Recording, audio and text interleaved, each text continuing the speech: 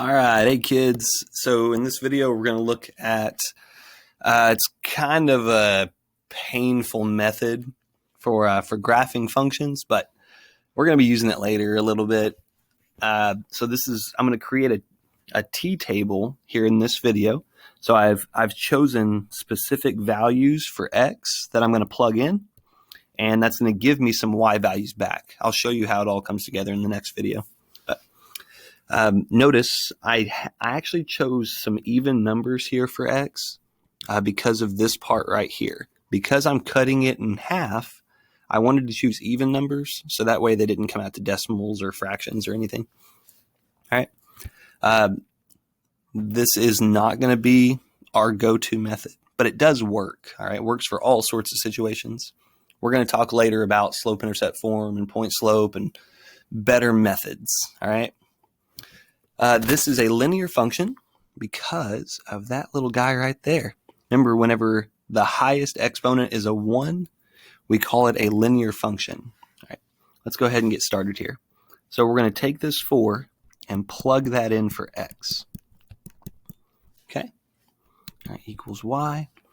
All right, 1/2 times 4 is equal to 2, and then 2 plus 3 is equal to 5. And if you want to use a calculator for any of this, by all means, go for it. This one, 1/2, but we're going to plug in a 2 for x this time. All right, half of 2 is equal to 1, and then 1 plus 3, that's equal to 4. Plugging in 0, that's too easy. 1/2 times 0 is equal to 0, and then 0 plus 3, so you get 3. Okay. Next one, we're going to plug in -2.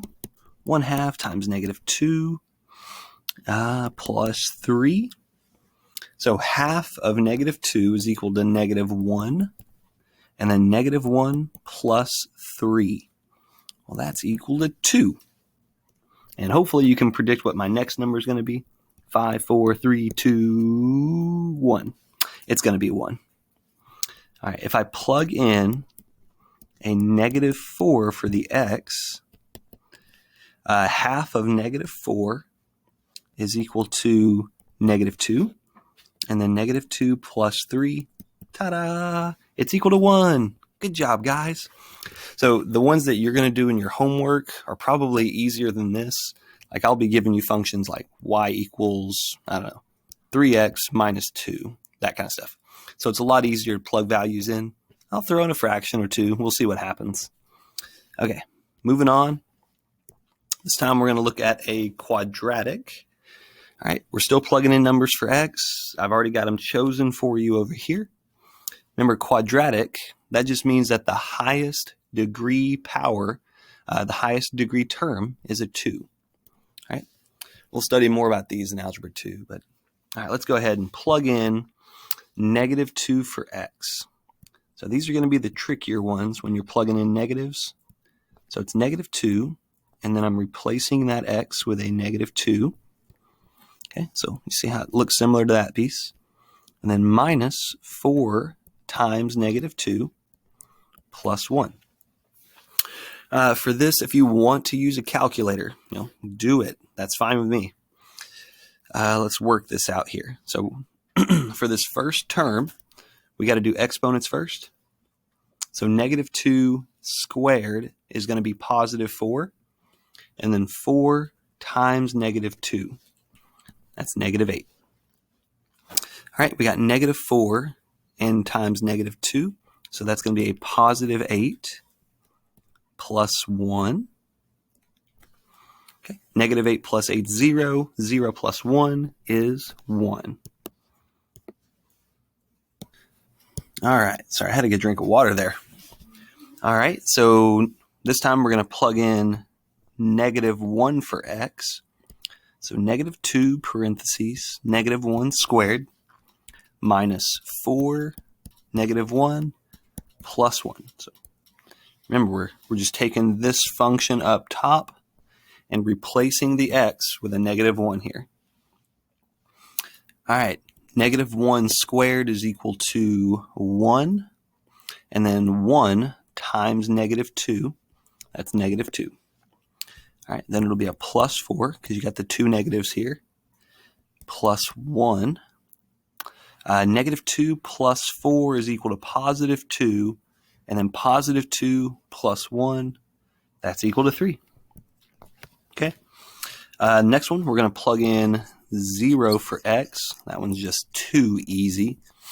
All right, if you plug in 0 for all these x's, like that right there, what you get is, for this first term, 0 squared, 0, 0 times negative 2, so this whole thing disintegrates like Spider-Man.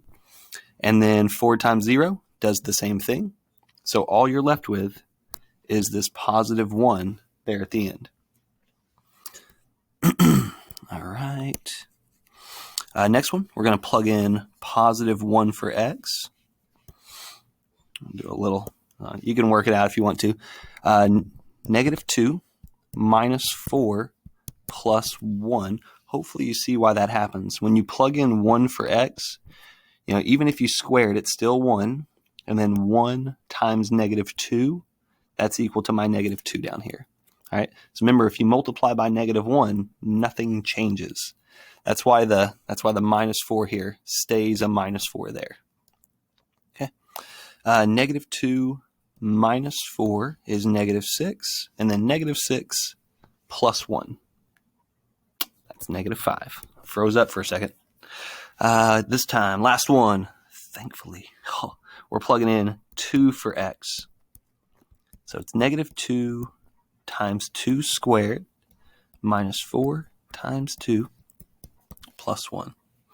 Got to use those parentheses. All right. 2 to the second power is 4. And then 4 times negative 2, that's negative 8. Okay. 4 times 2 is 8, but we are subtracting that. So minus 8 and then plus 1. All right. Negative 8 minus 8 is negative 16. And then plus 1 is negative 15. All right. So that's it for making the t-tables. In the next video, I'm going to show you how to graph them.